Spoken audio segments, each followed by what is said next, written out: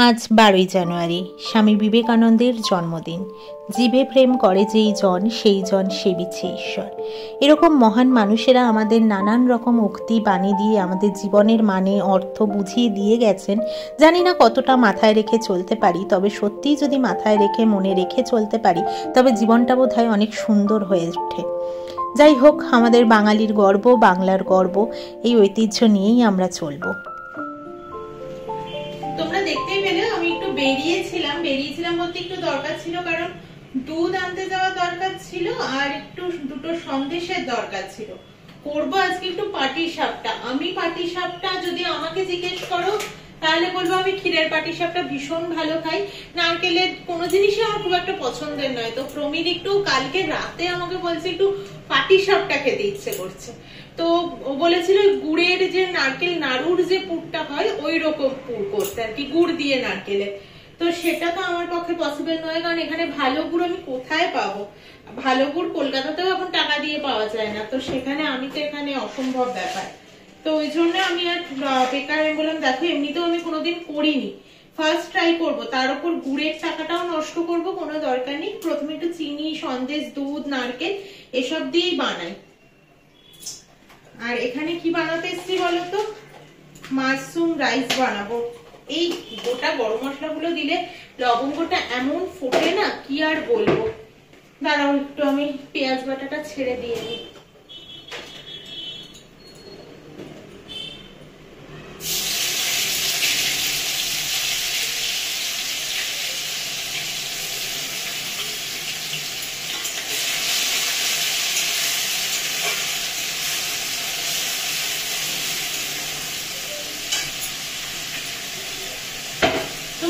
এদিকে হয়ে গেছে, মাশরুমটা এখনো কাটা হয়নি, এখন কাটবো তারপরে রান্না করবো। এখানে মশলাটা একটু ডিম আছে দিয়ে আমি কষাতে থাকি, ততক্ষণে আমার হয়ে যাবে। চলো মাশরুম গুলো আগে ধুয়ে নিই ভালো করে। মাশরুম গুলোকে তো ধুয়ে নিয়েছি ভালো করে, যেদিন কেটটা সেদিনকে বা তার পরের দিন রান্না করলে না বেশ ভালো সাদা থাকে। এটাও আছে কিন্তু দেখো একটু ছিটছিট পড়ে গেছে গায়ে, কারণ এটা 5 তারিখের মাশরুম, আমি আজকে রান্না করছি। কি করব, পরপর তো প্রায় আনাই থাকে তাই না?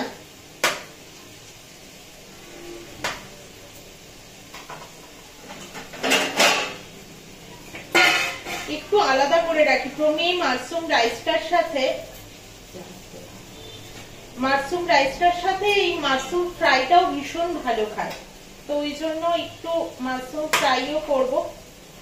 তখন এটা তখন ভেজে নেব, এখন তো শুধু কেটে কুটে এমনি রেখে দিই।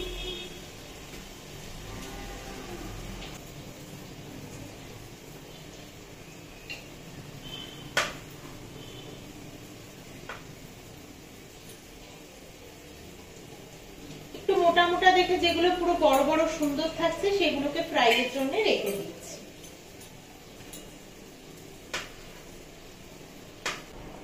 তো চলো, আমার এখানে রাখাও হয়ে গেছে, যে এই কটা ফ্রাইয়ের জন্য রেখে দিলাম আমি, আর বাদ বাকিটা আমি সব এই সাথে দিয়ে দেবো। দেখবে মাশরুম দেখতে অনেকটা লাগে কিন্তু আসলে হয়ে যায় তারপরে একটুখানি।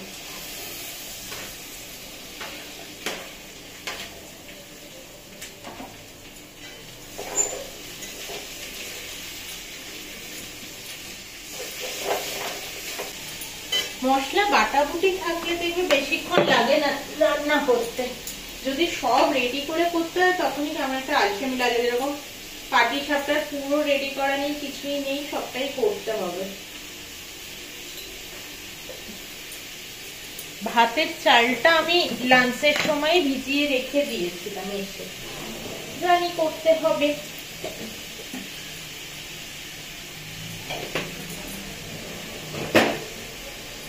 ওই রেগুলার মশলাপাতি দিয়ে দিয়েছি, নুন দিয়ে দিয়েছি, মোটামুটি আমার হয়ে গেছে। আর এবার ওই মাশরুম যে ভাজবো তখন ওটা বিকেলের দিকে ব্যাটারটা গুলে রেখে দেবো। আপাতত পাটিসাপটার জন্য ব্যাটারটাকেও গুলতে হবে, তো সেসব কাজ একটু এগিয়ে নি। দাঁড়াও, মোটামুটি এখানে মাশরুমটা কষানো হয়ে গেছে, বেশ অনেকক্ষণ ধরে কষিয়ে নিয়েছি। আর দেখবে মাশরুম দেওয়ার পরে একটা জল ছাড়ে, তো সেটাও হয়ে গেছে, সবটাই কমপ্লিট। এবার আমি যে চালটা ভিজিয়ে রেখেছিলাম জল ঝরিয়ে নিয়েছি সেটাকে দিয়ে দিচ্ছি।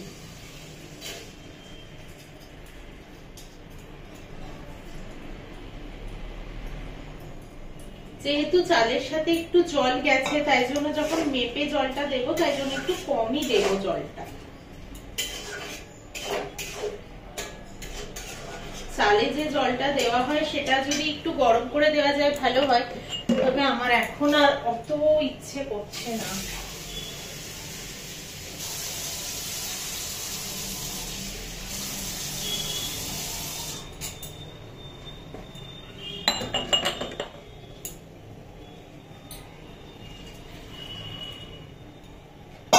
তোমরা যারা খুব ভালো করে বানাতে চাও তারা কিন্তু গরম জল ইউজ করো, হ্যাঁ ভালো হবে এই আর কি। এমনি রান্না তো দেখবে গরম জল ইউজ করলে রান্না বেশি টেস্ট হয়।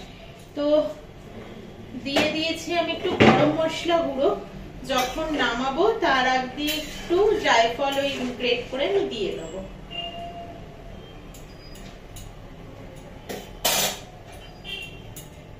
ঢাকা চাপা দিয়ে হতে থাকুক, আর আমি এখানে নারকেলের পেছনের যে খোসাগুলো থাকে সেগুলো ছাড়িয়ে নিচ্ছি। প্রমি এমনি ওই সেটা থেকে মালাটা থেকে ছাড়িয়ে দিয়ে গেছে, আর এই যে পেছনের এই খোসাগুলো যে থাকে এগুলোকে আমি ছাড়িয়ে নিচ্ছি। ছাড়িয়ে নিয়ে মিক্সিতে গুঁড়িয়ে নেবো একটু, কারণ আমার কাছে তো এই কোড়ানি নেই যে কুড়িয়ে নিতে পারবো, তো ওই জন্য এভাবে করতে হচ্ছে এই আর কি। এখানে রাইসটা মোটামুটি হাফ মতো হয়ে এসেছে, আর আমি দিয়ে দিচ্ছি এবার ফেটিয়ে রাখা টক দই। তোমরা চাইলে এটা কষানোর টাইমেও দিতে পারো, মানে যখন কষাচ্ছিলাম আমি মশলা টশলা দিয়ে।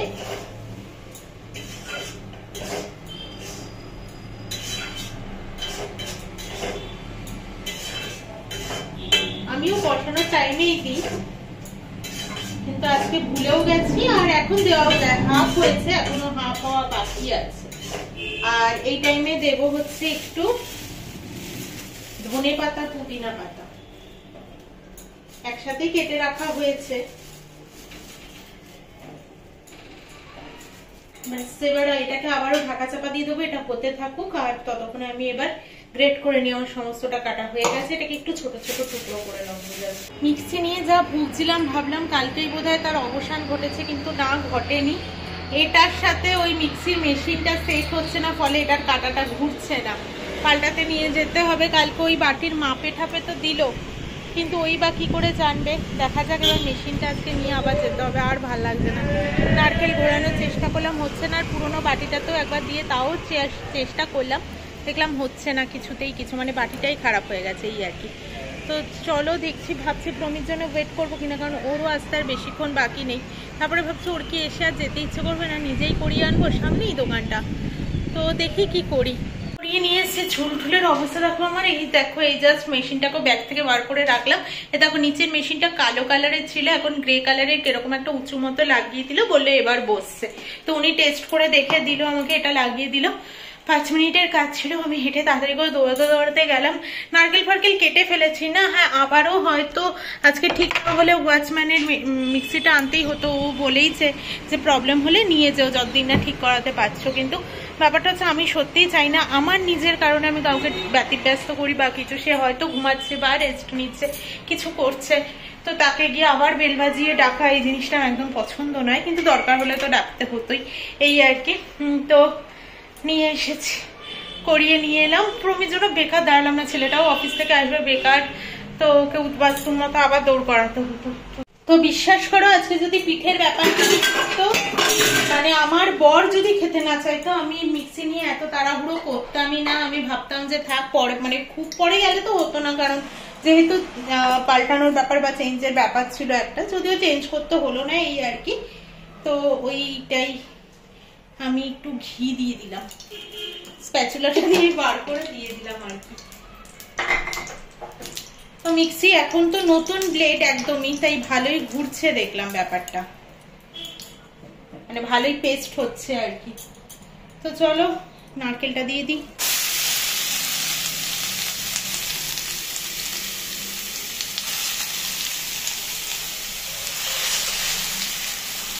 আমি আর তোমাদের কি শেখাবো, আমি নিজেই কোনোদিন করিনি, আজকে ফার্স্ট টাইম করছি, তাও এই প্রমির খেলায় আর কি। ওর খেতে ইচ্ছা করেছে তাই জন্যে।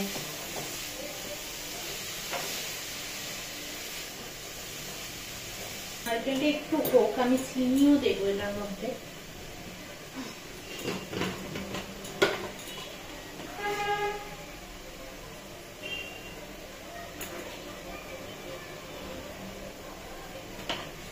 একদিকে না ভালোই হলো আমি করে ফেলছি, নাহলে নারকেল দেখবে বেশি দিন থাকে না, কেমন একটা তেল তেলে গন্ধ ছেড়ে যায় নারকেল থেকে। তো রেখে দেওয়া হলে তো রেখেই দেওয়া হতো, আর তো কি করতাম নারকেল দিয়ে, যেহেতু নারকেল আমি খুব একটা পছন্দ করি না, তো ওই জন্য না করাও হয় না নারকেলের কিছু খুব একটা। চিনি দিলাম,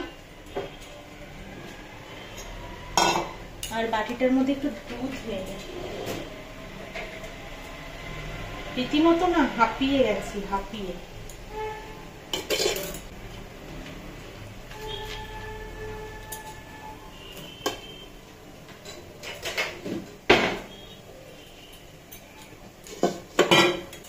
এলাচ থেতো করতে হবে, অনেক কাজ রয়েছে। আর যে সন্দেশ দুটো এনেছিলাম ওই দুটোকে ভেঙেই দুধটার সাথেই আমি মিশিয়ে নেব, তারপরে একবারে দিয়ে দেবো আর কি।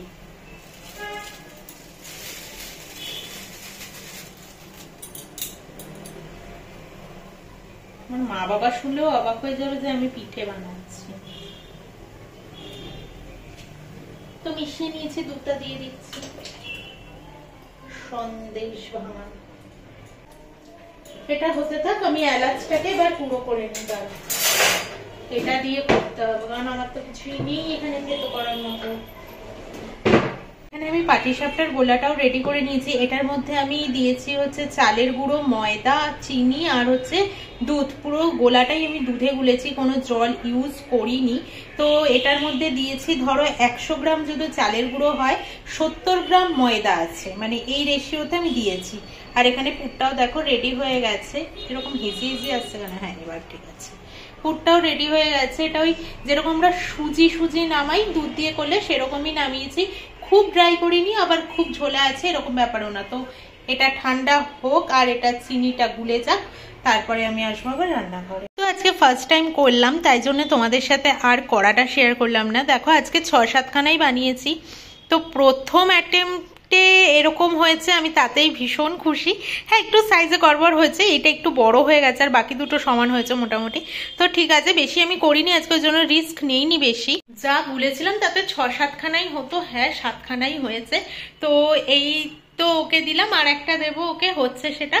তো ও খাবেই করে, তারপর বেশি একটা খুব খেতে পারে না। তো ওরকমই বলে যে 2-3টে খাবো আর কি, ওরকমই ওর নেশা। তারপরে হয়ে গেল শেষ। তো ওই জন্য খুব বেশি আজকে করলাম না, কালকে আবার একটুখানি করবো, পুর রেখে দিয়েছি। আর প্রথম দিন তো যদি নষ্ট করি তাই ভেবে আরো বেশি করে গুলিনি আর কি। তো বিরিয়ানিটা একদম ঝরঝরে হয়েছে, আর পকোড়া ভাজা হয়ে গেছে, আরেক ব্যাচ হচ্ছে এখানে। তো চলো ওটা ওকে দিয়ে দিই এবার।